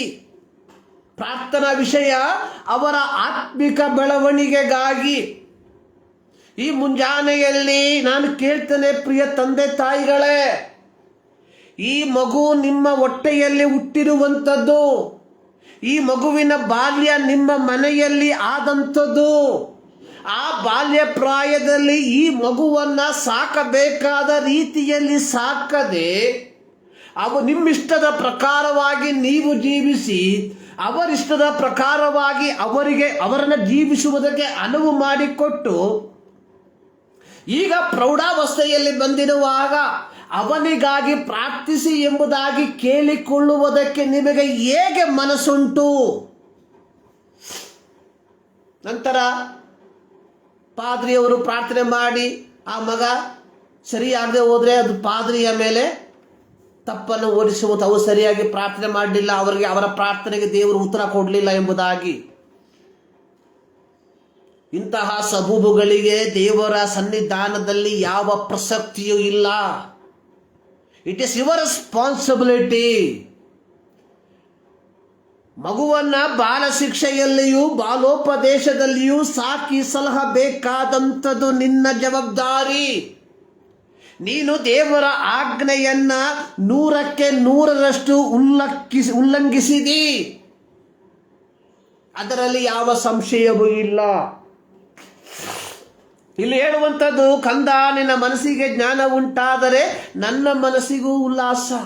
ಇವತ್ತು ಅನೇಕ ತಂದೆ ತಾಯಿಗಳ ಮನಸ್ಸಲ್ಲಿ ಗಲಿಬಿಲಿ, ವ್ಯಥೆ, ದುಃಖ, ಚಿಂತೆ, ವ್ಯಸನ. ಕಾರಣ, ತಮ್ಮ ಮಕ್ಕಳು ತಮ್ಮ ಮಾತಿಗೆ ವಿಧೇಯರಾಗ್ತಾ ಇಲ್ಲ, ತಮ್ಮ ಮಕ್ಕಳು ದೇವರನ್ನ ಆರಾಧಿಸ್ತಾ ಇಲ್ಲ, ತಮ್ಮ ಮಕ್ಕಳು ಆಲಯಕ್ಕೆ ಬರ್ತಾ ಇಲ್ಲ. ಕಾರಣ, ಅವರು ಬಾಲ್ಯದಲ್ಲಿದ್ದಾಗಲೇ ಅವರನ್ನ ನೀವು ಆಲಯಕ್ಕೆ ಕರೆದುಕೊಂಡು ಹೋಗ್ಲಿಲ್ಲ. ನಾನು ಪ್ರಾರಂಭದಲ್ಲಿ ಹೇಳಿದೆ, ಮಕ್ಕಳ ಮನಸ್ಸು ಸ್ಪಂಜುಗಳು ಇದ್ದಂತೆ ಎಲ್ಲವನ್ನ ಹೀರ್ಕೊಳ್ತದೆ. Children's minds are like a sponge, they soak off everything around them. ಬಾಲ್ಯ ಪ್ರಾಯದಲ್ಲಿ ಆಲಯಕ್ಕೆ ಅವರನ್ನ ಕರೆದುಕೊಂಡು ಹೋಗಬೇಕಾದಂತಹ ನೀನು ಕರೆದುಕೊಂಡು ಹೋದದರ ಫಲವಾಗಿ ಲೌಕಿಕವಾದ ಎಲ್ಲವನ್ನ ಅವರು ಹೀರಿಕೊಂಡಿದ್ದಾರೆ. ಅವೆಲ್ಲವನ್ನ ಅವರು ಕಲ್ತಿದ್ದಾರೆ, ಅದನ್ನೇ ಅವರು ಪುನರಾವರ್ತಿಸುವಂತವರಾಗಿದ್ದಾರೆ. ತಪ್ಪು ಯಾರ ಮೇಲೆ? ಇದಕ್ಕಿರುವಂತ ಏಕೈಕ ರೆಮಿಡಿ ಅನ್ನುವಂಥದ್ದು, ದೇವರ ಮುಂಭಾಗದಲ್ಲಿ ತಂದೆ ತಾಯಿಗಳೇ ಬೀಳಿ ಒಪ್ಪುಕೊಳ್ಳಿ, ನಿಮ್ಮ ಪಾಪಗಳನ್ನು, ನಿಮ್ಮ ತಪ್ಪುಗಳನ್ನು ಒಪ್ಪುಕೊಳ್ಳಿ ದೇವರ ಮುಂಭಾಗದಲ್ಲಿ. ದೇವರು ಕನಿಕರ ಉಳ್ಳವನ್ನಾಗಿ ನಿಮ್ಮ ಮಕ್ಕಳ ಜೀವಿತದಲ್ಲಿ ಒಂದು ಬದಲಾವಣೆಯನ್ನು ತರುವುದಕ್ಕೆ ಸಮರ್ಥನಾಗಿರ್ತಾನೆ. ಮತ್ತಾಯನ ಸುವಾರ್ತೆಯ 9ನೇ ಅಧ್ಯಾಯದಲ್ಲಿ ನಾವು ನೋಡುವಂಥದ್ದು, ಯೇಸು ಸ್ವಾಮಿ ಒಂದು ಸ್ಥಳದಲ್ಲಿ ಕುಳಿತಿರುವಂತಹ ಸಂದರ್ಭದಲ್ಲಿ ಕೆಲವರು ತಮ್ಮ ಮಕ್ಕಳನ್ನ ಯೇಸುವಿನ ಬಳಿಗೆ ಕರೆತಂದರು. ಅವರ ಆಸೆ, ಆತನು ಅವರ ಮೇಲೆ ಕೈಗಳಿಟ್ಟು ಪ್ರಾರ್ಥನೆ ಮಾಡಬೇಕೆಂದು. ಕೆಲವು ತಂದೆ ತಾಯಿಗಳು ಮಕ್ಕಳನ್ನ ಯೇಸುವಿನ ಬಳಿಗೆ ಕರೆತರ್ತಾ ಇದ್ದಾರೆ. ಆ ತಂದೆ ತಾಯಿಗಳ ಆಸೆ, ಯೇಸು ಸ್ವಾಮಿ ತನ್ನ ಕೈಗಳನ್ನು ಅವರ ತಲೆ ಮೇಲೆ ಇಟ್ಟು ಅವರನ್ನು ಆಶೀರ್ವಾದ ಮಾಡಬೇಕು. ನಮ್ಮಲ್ಲಿ ಎಷ್ಟು ಜನ ತಂದೆ ತಾಯಿಗಳಿಗೆ ನಮ್ಮ ಮಕ್ಕಳು ಯೇಸು ಕ್ರಿಸ್ತನ ಆಶೀರ್ವಾದವನ್ನು ಪಡ್ಕೊಳ್ಬೇಕು ಎಂಬ ಆ ಮನೋಭಿಲಾಷೆಯಿಂದ ನಮ್ಮ ಮಕ್ಕಳನ್ನು ದೇವಾಲಯಕ್ಕೆ ಕರೆತರ್ತೇವೆ. ಯೋಚನೆ ಮಾಡಿ, ಎಷ್ಟು ಜನ ಆ ಭಾಗವನ್ನು ಓದುವಂತಹ ಸಂದರ್ಭದಲ್ಲಿ ಯೇಸುವಿನ ಶಿಷ್ಯರು ಅವರನ್ನ ಗದರಿಸಿದರು ಎಂಬುದಾಗಿ. ಕಾರಣ ಅನ್ನುವಂಥದ್ದು, ಯೇಸು ಸ್ವಾಮಿ ಪ್ರಯಾಣ ಮಾಡಿ ಸೇವೆಯನ್ನೆಲ್ಲ ಮುಗಿಸಿ ಬಹಳ ಕ್ಷೀಣಾವಸ್ಥೆಯಲ್ಲಿ ಆಗಿದ್ದಾನೆ. ಆತನು ವಿಶ್ರಾಂತಿಯನ್ನು ತೆಗೆದುಕೊಳ್ಳುವಂತಹ ಸಮಯ. ದೀರ್ಘವಾದ ಪ್ರಸಂಗವನ್ನು ಮುಗಿಸಿ ಆತನು ವಿಶ್ರಾಂತಿಯನ್ನು ತೆಗೆದುಕೊಳ್ಳುವಂತಹ ಸಮಯದಲ್ಲಿ ಕೆಲವು ತಂದೆ ತಾಯಿಗಳು ತಮ್ಮ ಮಕ್ಕಳನ್ನ ಯೇಸುವಿನ ಬಳಿಗೆ ಕರೆತರುವಂಥದ್ದು ಅವರ ಉದ್ದೇಶ. ಯೇಸು ಸ್ವಾಮಿ ತನ್ನ ಕೈಗಳನ್ನ ಆ ಮಕ್ಕಳ ಮೇಲೆ ಇಟ್ಟು ಅವರಿಗೋಸ್ಕರ ಪ್ರಾರ್ಥನೆ ಮಾಡಬೇಕು, ಅವರನ್ನ ಆಶೀರ್ವಾದ ಮಾಡಬೇಕು. ಪ್ರಿಯರೇ, ನಮ್ಮ ಮನೋಭಿಲಾಷೆ ಏನಾಗಿದೆ? ನಾವು ನಮ್ಮ ಮಕ್ಕಳನ್ನ ಆ ದೈವಿಕವಾದ ಮಾರ್ಗದಲ್ಲಿ ತರುವುದಕ್ಕೆ ಬಯಸುವಂತವರಾಗಿದ್ದೇವಾ? ನಾವು ನಮ್ಮ ಮಕ್ಕಳು ದೇವರಿಂದ ಆಶೀರ್ವಾದವನ್ನು ಪಡೆದುಕೊಂಡ ಮಕ್ಕಳಾಗಿ ಬೆಳೆಯಬೇಕು ಎಂಬುದಾಗಿ ಆಶಿಸುವಂತವರಾಗಿದ್ದೇವಾ? ನಾವು ಉದ್ದೇಶಿಸುವಂತಹ ಆಶೀರ್ವಾದ ಅನ್ನುವಂಥದ್ದು ಲೌಕಿಕವಾಗಿರುವಂತಹ ಸಮೃದ್ಧಿ.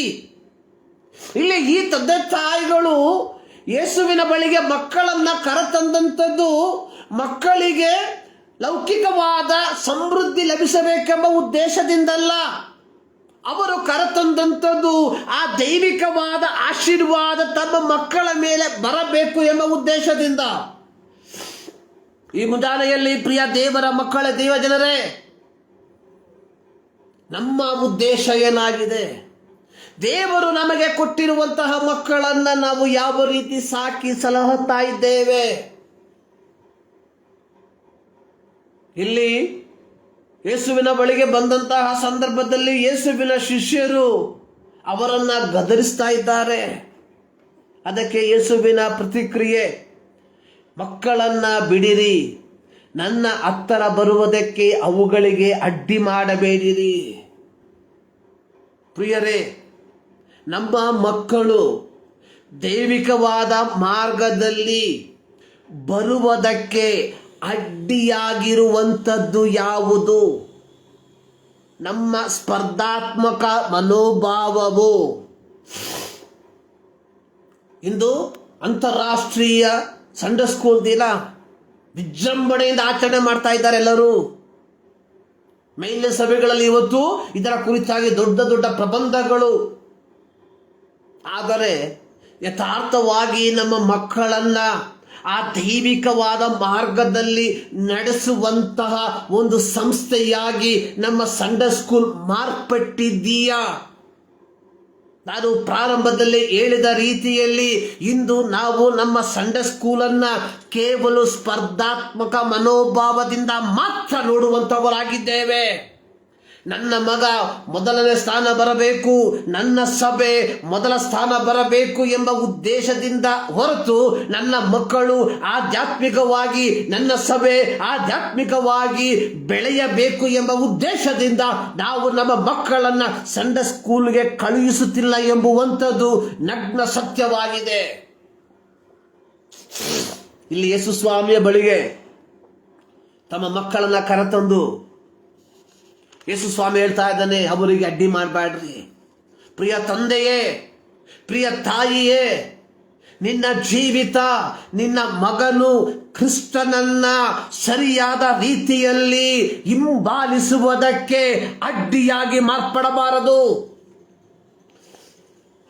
ದೇವರ ವಾಕ್ಯದಲ್ಲಿ ನಾವು ನೋಡುವಂಥದ್ದು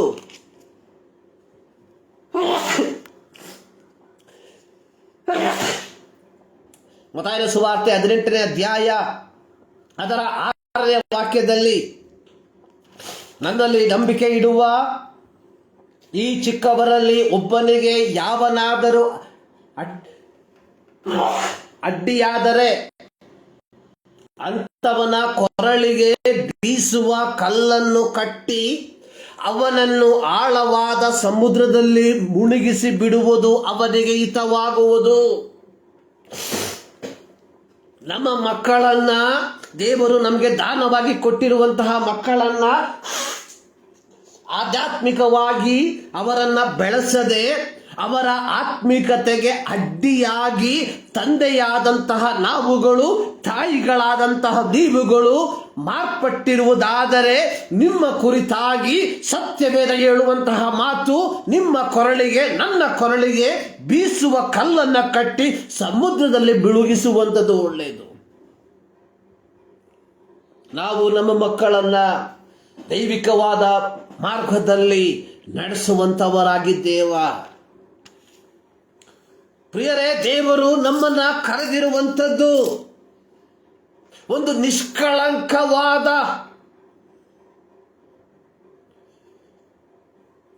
ನಿಷ್ಕಳಂಕವಾದ ಯಾವುದೇ ಮಾಲಿನ್ಯವಿಲ್ಲದ ಒಂದು ಗುಂಪು ಜನರನ್ನ ಕ್ರಿಸ್ತನಿಗಾಗಿ ಸಿದ್ಧ ಮಾಡುವುದಕ್ಕಾಗಿ. ಆ ಕೆಲಸ ಮೊದಲು ನಮ್ಮ ಕುಟುಂಬದಿಂದ ಪ್ರಾರಂಭವಾಗಲಿ.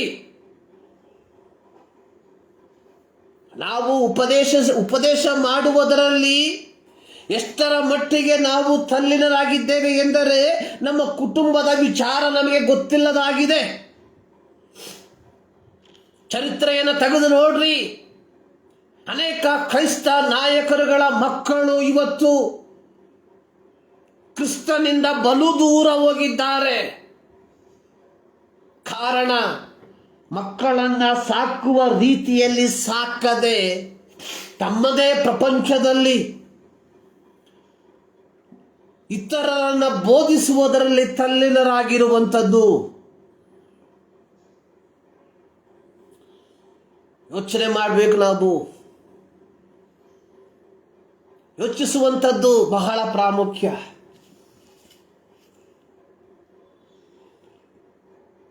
ಒಂದು ಸಮುವೇಲ ಅದರ 3ನೇ ಅಧ್ಯಾಯ ಅದರಲ್ಲಿ ಅದರ 13ರಿಂದ ಕೆಲವು ವಾಕ್ಯಗಳಲ್ಲಿ ನಾವು ಈ ರೀತಿ ನೋಡುತ್ತೇವೆ.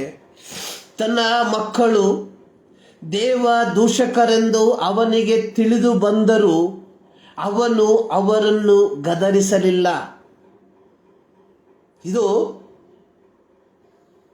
ಮಹಾಯಾಜಕನಾದ ಏಲಿಯ ಮಕ್ಕಳ ಕುರಿತಾಗಿ ಸರ್ವಶಕ್ತನಾದ ದೇವರು ಸಮುವೇಲನಿಗೆ ಹೇಳಿದಂತಹ ಮಾತು.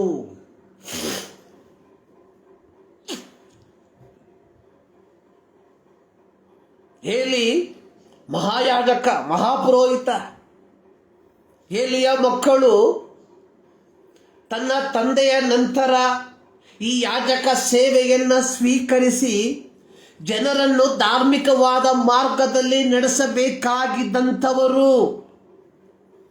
ಆದರೆ ಈ ಮಹಾಯಾಜಕನಾದ ಏಲಿಯನ ಮಕ್ಕಳ ಕುರಿತಾಗಿ ಸರ್ವಶಕ್ತನಾದ ದೇವರು ಹೇಳುವಂಥದ್ದು, ಏಲಿ ತನ್ನ ಮಕ್ಕಳು ದೇವದೂಷಕರೆಂದು ಅವನಿಗೆ ತಿಳಿದು ಬಂದರೂ ಅವನು ಅವರನ್ನು ಗದರಿಸಲಿಲ್ಲ.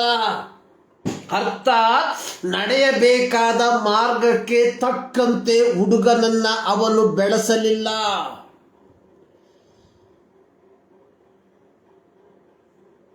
ಏಲಿ ಮಹಾಪುರೋಹಿತ, ಯಜ್ಞಯಾಗಾದಿಗಳನ್ನು ಮಾಡುವಂಥವನು, ಜನರನ್ನ ಆಶೀರ್ವದಿಸುವಂಥವನು,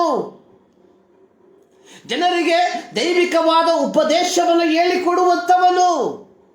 ಆದರೆ ತನ್ನ ಮನೆಯಲ್ಲಿ ತನ್ನ ಮಕ್ಕಳು ದೇವದೂಷಕರಾಗಿದ್ದಾಗ್ಯೂ ಅವರನ್ನ ಸರಿದಾರಿಗೆ ತರುವುದಕ್ಕೆ ಆತ ಸಿದ್ಧನಾಗಲಿಲ್ಲ.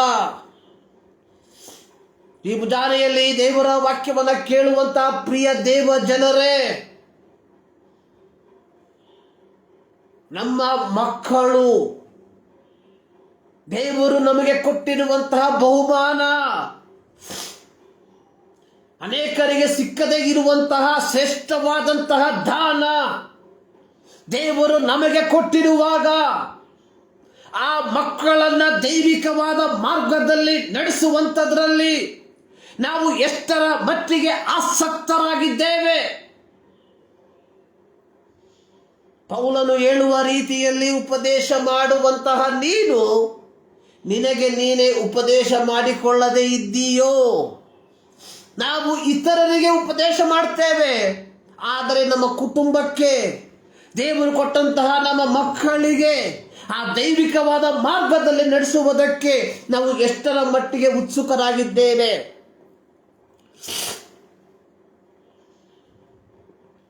ಇಂದು ಅನೇಕರು ನೆನೆಸುವಂಥದ್ದು, ನಾನು ಪಾದ್ರಿಯಾಗಿದ್ದೇನೆ ಅಥವಾ ನಾನು ಪಾಸ್ಟರ್ ಆಗಿದ್ದೇನೆ, ನಾನು ಪವಿತ್ರನಾಗಿರುವಂಥ ವ್ಯಕ್ತಿ, ನನ್ನ ಹೆಂಡತಿ ಪವಿತ್ರಳು, ನನ್ನ ಮಕ್ಕಳು ಪವಿತ್ರರು, ಆದ್ದರಿಂದ ನೀವೆಲ್ಲರೂ ನಮಗೆ ಅಡ್ಡ ಬೀಳಬೇಕು ಎಂಬುದಾಗಿ. ಆದರೆ ಅನಂತರ ಫಲ ಏನಾಗ್ತದೆ ಗೊತ್ತಾ? ಏಲಿಯ ಮಕ್ಕಳಿಗೆ ಏನು ಸಂಭವಿಸಿತು? ಏಲಿಯ ಮಕ್ಕಳಿಗೆ ಏನು ಸಂಭವಿಸಿತು? ಅದೇ ಕಾರ್ಯ ಸಂಭವಿಸುವಂಥದ್ದಾಗಿದೆ. ಈ ವಿಶ್ವ ಭಾನುವಾರದ ಶಾಲಾ ದಿನವನ್ನು ನಾವು ಆಚರಣೆ ಮಾಡುವಾಗ ರಾಬರ್ಟ್ ರೈಸ್ ರವರು ಒಂದು ಸದುದ್ದೇಶದಿಂದ ಈ ಒಂದು ಶಾಲೆಯನ್ನು ಪ್ರಾರಂಭ ಮಾಡಿದ್ರು. ಸಮೂಹಕ್ಕೆ ತಲೆನೋವಾಗಿದ್ದ ಈ 7ರಿಂದ 14 ವರ್ಷ ಪ್ರಾಯದ ಮಕ್ಕಳು ಕೈಗಾರಿಕಾ ಕ್ರಾಂತಿಯ ಫಲವಾಗಿ ತಮ್ಮ ವಿದ್ಯಾಭ್ಯಾಸವನ್ನು ಮೊಟಕುಗೊಳಿಸಿ ದಿನದ 12 ತಾಸು ದುಡಿದು ಹೈರಾಣಾಗಿ ಭಾನುವಾರ ದಿನದಲ್ಲಿ ತಮಗೆ ಲಭಿಸುವಂತಹ ಕೂಲಿಯ ಹಣದಲ್ಲಿ ದುಶ್ಚಟಗಳಿಗೆ ಒಳಗಾಗಿ ಆ ಸಮೂಹಕ್ಕೆ, ದೇಶಕ್ಕೆ ತಲೆನೋವಾಗಿ ಮಾರ್ಪಡುವಂತಹ ಮಕ್ಕಳನ್ನ ಸರಿಯಾದ ದಾರಿಗೆ, ಅಂದರೆ ದೈವಿಕವಾದ ದಾರಿಗೆ ತರುವುದಕ್ಕೆ ಪ್ರಾರಂಭ ಮಾಡಿದಂಥದ್ದು ಈ ಸಂಡೇ ಸ್ಕೂಲ್. ಇಂದು ನಾವು ಮಾಡೋ ರೀತಿಯಲ್ಲಿ ಒಂದು ಸ್ಪರ್ಧೆಗೋಸ್ಕರವಾಗಿ ಅಲ್ಲ. ನಾವು ಈ ಸಂಡೇ ಸ್ಕೂಲ್ಗಳನ್ನು ನಮ್ಮ ಸಭೆಗಳಲ್ಲಿ ಒಂದು ಸ್ಪರ್ಧೆಯ ಮನೋಭಾವದಿಂದ ನಾವು ಆರಂಭಿಸಿದ್ದರೆ, ಪ್ರಿಯ ದೇವರ ಮಕ್ಕಳೇ, ಇದು ದೈವಿಕವಾದ ಕಾರ್ಯಗಳಿಗೆ ವಿರುದ್ಧವಾಗಿದೆ ಎಂಬುದನ್ನು ನೀವು ಮರಿಬೇಡ್ರಿ.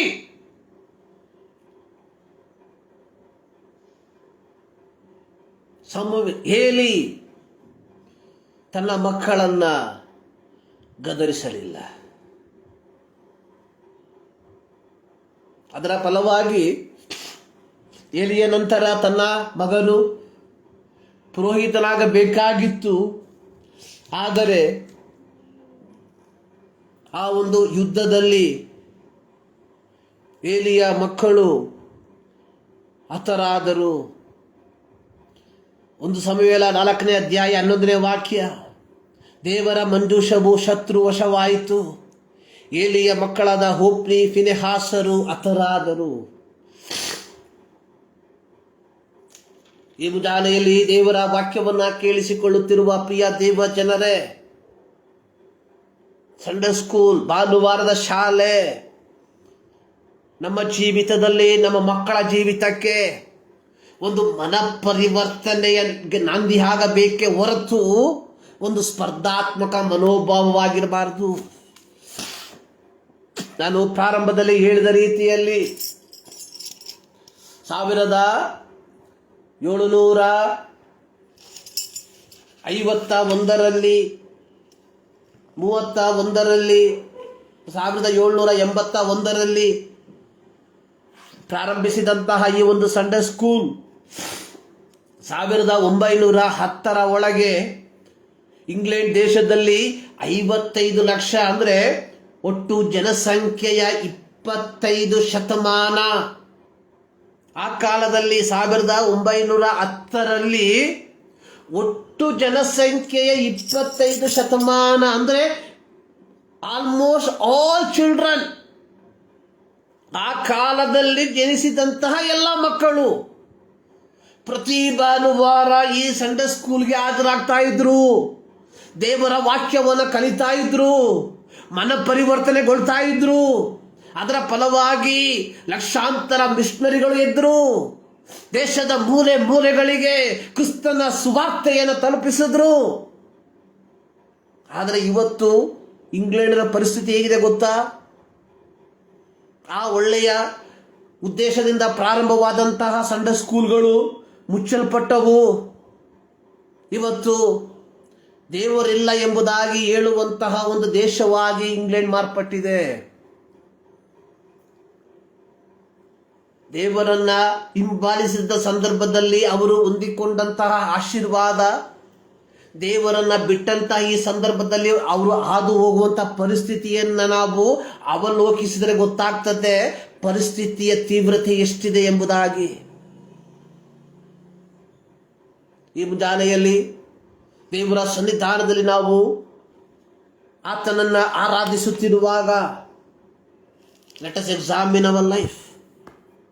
ಒಮ್ಮೆ ಪರೀಕ್ಷೆ ಮಾಡಿಕೊಳ್ಳುವ. ಪ್ರಿಯರೇ, ನಮ್ಮ ಸಭೆಗಳಲ್ಲಿ ಸಭಾ ಪ್ರಾರಂಭವಾದಂತಹ ಸಮಯದಿಂದ ಇಲ್ಲಿಯ ತನಕ ನಿರಂತರವಾಗಿ ಸಂಡೇ ಸ್ಕೂಲ್ಗಳು ನಡೀತಾ ಇದೆ. ಆದರೆ ಒಂದು ಪ್ರಶ್ನೆಯನ್ನು ಕೇಳ್ತೇನೆ, ನಮ್ಮ ಸಂಡೇ ಸ್ಕೂಲ್ ಮೂಲಕವಾಗಿ ಅಥವಾ ನಮ್ಮ ಸಂಡೇ ಸ್ಕೂಲ್ಗಳಲ್ಲಿ ಮಕ್ಕಳು ದೇವರ ವಾಕ್ಯವನ್ನು ಕಲಿತದರ ಫಲವಾಗಿ ಎಷ್ಟು ಮಕ್ಕಳು ತಮ್ಮನ್ನು ಕರ್ತನ ಸೇವೆಗೋಸ್ಕರವಾಗಿ ಸಮರ್ಪಿಸಿಕೊಂಡ್ರು? ಇಫ್ ನಾಟ್, ದೇವರ ಸೇವೆಗೆ ತಮ್ಮನ್ನು ಸಮರ್ಪಿಸಿಕೊಳ್ಳದೆ ಹೋಗಿದ್ದರೆ, ಸೊ ವೇರ್ ಇಸ್ ದ, ಎಲ್ಲಿ ತೊಂದರೆ ಎಲ್ಲಿ? So we must ask our self. ಇವತ್ತು ಸಂಡೇ ಸ್ಕೂಲ್ ಅನ್ನುವಂಥದ್ದು is look like A fun world, ಒಂದು ರೀತಿಯ ಆಚರಣೆಯಾಗಿದೆ. ಸಂಡೇ ಸ್ಕೂಲ್ ಅನ್ನುವಂಥದ್ದು ಫನ್ ಅಲ್ಲ. ಸಂಡೇ ಸ್ಕೂಲ್ ಅನ್ನುವಂಥದ್ದು ನಮ್ಮ ಮಕ್ಕಳಿಗೆ ದೈವಿಕವಾದಂತಹ ಮಾರ್ಗದಲ್ಲಿ ನಡೆಸುವುದಕ್ಕೆ ಪ್ರಾರಂಭವಾದಂತಹ ಒಂದು ಮೊದಲ ಹೆಜ್ಜೆ ಅನ್ನುವಂಥದ್ದನ್ನು ನಾವುಗಳು ಮರಿಬಾರದು. ದೇವರ ವಾಕ್ಯದಲ್ಲಿ ನಾವು ನೋಡಿದ್ವಿ, ನಡೆಯಬೇಕಾದ ಮಾರ್ಗಕ್ಕೆ ತಕ್ಕಂತೆ ಹುಡುಗನನ್ನು ಶಿಕ್ಷಿಸು, ಮುಪ್ಪಿನಲ್ಲಿಯೂ ಓರೆಯಾಗನು. ಅನೇಕರಿಗೆ ಲಭಿಸದೇ ಇರುವಂತಹ ಆ ಒಂದು ದಾನವನ್ನ ದೇವರು ನಿನಗೆ ಕೊಟ್ಟಿರುವಾಗ, it is your responsibility to bring up your child in God's way. ದೇವರು ನಿನಗೆ ಕೊಟ್ಟಿರುವಂತಹ ಮಗುವನ್ನ ದೈವಿಕವಾದ ಮಾರ್ಗದಲ್ಲಿ ಕರೆತರಬೇಕಾಗಿರುವಂಥದ್ದು ನಿನ್ನ ಜವಾಬ್ದಾರಿ. ಸ್ಪರ್ಜನ್ ಅವರು ಹೇಳಿರುವಂತಹ ಮಾತು, ಭಾನುವಾರದ ಶಾಲೆ ಪೋಷಕರಾದ ನಮಗೆ ನಮ್ಮ ವೈಯಕ್ತಿಕವಾದ ಕರ್ತವ್ಯದಿಂದ ಮುಕ್ತಿಗೊಳಿಸಿದೆ ಎಂಬ ಭ್ರಮೆಯಲ್ಲಿ ಇರದೆ, ನಾವುಗಳು ನಮ್ಮ ಮಕ್ಕಳನ್ನ ದೈವಿಕವಾದ ಭಕ್ತಿ ಉಪದೇಶದಲ್ಲಿ ಸಾಕಿ ಸಲಹುವಂತವರಾಗಿರಬೇಕು. ಇದೇ ದೇವರು ನಮ್ಮಿಂದ ಎದುರು ನೋಡುವಂಥದ್ದು. ಎಫೆಸ ಪತ್ರಿಕೆ 6ನೇ ಅಧ್ಯಾಯ 4ನೇ ವಾಕ್ಯದಲ್ಲಿ ನೋಡಿದ್ವಿ, fathers do not provoke your children, ನಿಮ್ಮ ಮಕ್ಕಳಿಗೆ ಕೋಪವನ್ನು ಎಬ್ಬಿಸದೆ ಬಾಲ ಶಿಕ್ಷೆಯಲ್ಲಿ, ಬಾಲೋಪದೇಶದಲ್ಲಿ, ಆ ಚಿಕ್ಕ ಪ್ರಾಯದಲ್ಲಿ ಅವರಿಗೆ ಬೇಕಾದಂತಹ ಬಾಲೋಪದೇಶ. Teach them how to respect elders. ನಿಮ್ಮ ಮಕ್ಕಳಿಗೆ ಅವರು ಹಿರಿಯರನ್ನು ಯಾವ ರೀತಿ ಗೌರವಿಸಬೇಕು ಎಂಬುದನ್ನು ಕಲಿಸಿಕೊಡ್ರಿ. Teach them how to honour God, ದೇವರನ್ನು ಯಾವ ರೀತಿ ಸನ್ಮಾನಿಸಬೇಕು ಎಂಬುದನ್ನು ಕಲಿಸ್ಕೊಡ್ರಿ. Teach them how to respect pastors, ದೇವರ ಸೇವಕರುಗಳನ್ನು ಯಾವ ರೀತಿಯಾಗಿ ಗೌರವಿಸಬೇಕು ಎಂಬುದನ್ನು ಕಲಿಸ್ಕೊಳ್ರಿ. Teach them how to respect the grandparents, ತಂದೆ ತಾತಂದಿರನ್ನು, ಅಜ್ಜ ಅಜ್ಜಿಯಂದಿರನ್ನು ಯಾವ ರೀತಿಯಾಗಿ ಗೌರವಿಸಬೇಕು ಎಂಬುದನ್ನು ಕಲಿಸ್ಕೊಡಿ. It's all written in the word of god. ಇವೆಲ್ಲವೂ ದೇವರ ವಾಕ್ಯದಲ್ಲಿ ಬರೆದಿರುವಂಥದ್ದೇ. There is not apart anything from word of God. ದೇವರ ವಾಕ್ಯದಲ್ಲಿ ಇಲ್ಲದೆ ಇರುವಂಥದ್ದು ಯಾವುದೇ ಇಲ್ಲ. It is our manual. ದೇವರು ನಮಗೆ ಕೊಟ್ಟಿರುವಂತಹ ಒಂದು ಕೈಪಿಡಿಯಾಗಿದೆ ದೇವರ ವಾಕ್ಯ. ದೇವರ ವಾಕ್ಯದಲ್ಲಿ ಕೊಡಲ್ಪಟ್ಟಿದೆ ನಮ್ಮ ಮಕ್ಕಳನ್ನು ಯಾವ ರೀತಿ ಸಾಕಬೇಕು ಎಂಬುದಾಗಿ. ಆದುದರಿಂದಲೇ ಸೊಲೊಮೋನನು ಹೇಳಿದ್ದು, teach your children in the way they should walk. ಅವರು ನಡೆಯಬೇಕಾದ ಮಾರ್ಗಕ್ಕೆ ತಕ್ಕಂತೆ ಹುಡುಗನನ್ನು ಶಿಕ್ಷಿಸು, ಆಗ ಮುಪ್ಪಿನಲ್ಲಿಯೂ ಓರೆಯಾಗನು. ಏಲಿ ತನ್ನ ಮಕ್ಕಳು ದೇವದೂಷಕರೆಂದು ತಿಳಿದಾಗ್ಯೂ ಅವರನ್ನು ಗದರಿಸಲಿಲ್ಲ. ಅದರ ಫಲವಾಗಿ ಏಲಿಯ ಮಕ್ಕಳು ಹತರಾದರು. ಈ ಮುಂಜಾನೆಯಲ್ಲಿ ಒಮ್ಮೆ ನಮ್ಮ ಜೀವಿತವನ್ನು ಪರೀಕ್ಷೆ ಮಾಡಿಕೊಳ್ಳುವ. ದೇವರು ನಮಗೆ ಕೊಟ್ಟಿರುವಂತಹ ಮಕ್ಕಳನ್ನು ನಾವು ದೈವಿಕವಾದ ಮಾರ್ಗದಲ್ಲಿ ನಡೆಸ್ತಾ ಇದ್ದೇವಾ, ಅಥವಾ ಸಂಡೇ ಸ್ಕೂಲ್ಗೆ ಅವರನ್ನು ಹಾಕಿ ನಾವು ಕೈ ತೊಳ್ಕೊಂಡಿದ್ದೀವಾ? ಆಗಿರುವುದಾದರೆ ಈಗಲೇ ದೇವರ ವಾಕ್ಯ ನಿಮಗೆ ಉಪದೇಶಿಸುವಂಥದ್ದು, you are doing wrong. It is your responsibility. Sunday school is good, but your responsibility to bring your children in God's way. God is not going to ask them, God is going to ask you, where is your son? Where is your daughter? ದೇವರು ನನಗೆ ಕೇಳ್ತಾನೆ, ಎಲ್ಲಿ ನಿನ್ನ ಮಗ, ಎಲ್ಲಿ ನಿನ್ನ ಮಗಳು? ದೇವರು ಸಂಡೇ ಸ್ಕೂಲ್ ಟೀಚರ್ ಕೇಳಕ್ಕೆ ಹೋಗೋದಿಲ್ಲ. So I must answer. When god ask, ದೇವರು ಕೇಳುವಾಗ ಐ ಮಸ್ಟ್ ಆನ್ಸರ್. ಸೊ ಅದಕ್ಕೆ ನಾವು ತಯಾರಾಗಿದ್ದೇವಾ? ಈ ಮುಂಜಾನೆಯಲ್ಲಿ ಈ ಮಾತುಗಳ ಮೂಲಕ ದೇವರು ನಿಮ್ಮನ್ನು ಆಶೀರ್ವದಿಸಲಿ. ಪ್ರಾರ್ಥನೆ ಮಾಡೋಣ. ಸರ್ವಶಕ್ತನಾದ ದೇವರೇ, ಮತ್ತು ದಾವರ್ತಿ ನಮ್ಮನ್ನೇ ನಿಮ್ಮ ಕರಗಳಿಗೆ ಒಪ್ಪಿಸಿಕೊಡ್ತಾ ಇದ್ದೇವೆ. ಹೌದು ಕರ್ತನೇ, ನಮ್ಮ ಜವಾಬ್ದಾರಿಯನ್ನು ಅರಿತುಕೊಂಡು ನಮ್ಮ ಜೀವಿತವನ್ನು ನಾವು ನಿರ್ವಹಿಸುವಂತೆ ನಮ್ಮ ಜೀವಿತದಲ್ಲಿ ಕೃಪೆ ಮಾಡಿ. ಹೌದು ಕರ್ತನೇ, ಅನೇಕ ಸಂದರ್ಭಗಳಲ್ಲಿ ಕರ್ತನೇ ನಮಗೆ ಜವಾಬ್ದಾರಿಯನ್ನು ನೀವು ಕೊಟ್ಟಾಗ್ಯೂ ಅದನ್ನು ನಾವು ತೆಗೆದುಕೊಳ್ಳದೆ ಅದನ್ನು ಬೇರೆಯವರ ಮೇಲೆ ಹಾಕಿ ನಾವು ವಿಶ್ರಾಂತಿಯನ್ನು ತೆಗೆದುಕೊಳ್ಳುವಂಥವರಾಗಿ ಮಾರ್ಪಟ್ಟಿದ್ದೇವೆ. ಈ ಮುಂಜಾನೆಯಲ್ಲಿ ನಿಮ್ಮ ವಾಕ್ಯದ ಮೂಲಕ ನಮ್ಮನ್ನು ಎಚ್ಚರಿಕೆ ಪಡಿಸಿದ್ದೀವಿ, ಅದಕ್ಕಾಗಿ ಸ್ತೋತ್ರ. ಮತ್ತು ದಾವರ್ತಿ ನಮ್ಮನ್ನೇ ಸಂಪೂರ್ಣವಾಗಿ ನಿಮ್ಮ ಕರಗಳಿಗೆ ಒಪ್ಪಿಸಿಕೊಡ್ತಾ ಇದ್ದೇವೆ. ಪ್ರಾರ್ಥನೆ ಕೇಳಿದ್ದಕ್ಕಾಗಿ ಸ್ತೋತ್ರ. ಯೇಸು ಕ್ರಿಸ್ತನ ಬುದ್ಧ ನಾಮದಲ್ಲಿ ಬೇಡುತ್ತೇವೆ ತಂದೆ. ನಮ್ಮ ಕರ್ತನಾದ ಯೇಸು ಕ್ರಿಸ್ತನ ಕೃಪೆ, ತಂದೆಯಾದ ದೇವರ ಪ್ರೀತಿ, ಪವಿತ್ರಾತ್ಮನ ಅನ್ಯೋನ್ಯತೆ ನಮ್ಮೆಲ್ಲರ ಸಂಗಡ ಇಂದಿನಿಂದ ಸದಾ ಕಾಲವು ನೆಲೆಯಾಗಿರಲಿ. ಆಮೆನ್. ಸರ್ವಶಕ್ತನಾದ ದೇವರು ನಿಮ್ಮೆಲ್ಲರನ್ನ ಧಾರಾಳವಾಗಿ ಆಶೀರ್ವದಿಸಲಿ. ಈ 11ನೇ ತಿಂಗಳು ನಿಮ್ಮೆಲ್ಲರ ಜೀವಿತದಲ್ಲಿ ದೈವಿಕವಾದ ಶಾಂತಿ, ನೆಮ್ಮದಿ ನೆಲೆಗೊಂಡಿರಲಿ. ದೇವರು ನಿಮ್ಮನ್ನು ಆಶೀರ್ವದಿಸಲಿ.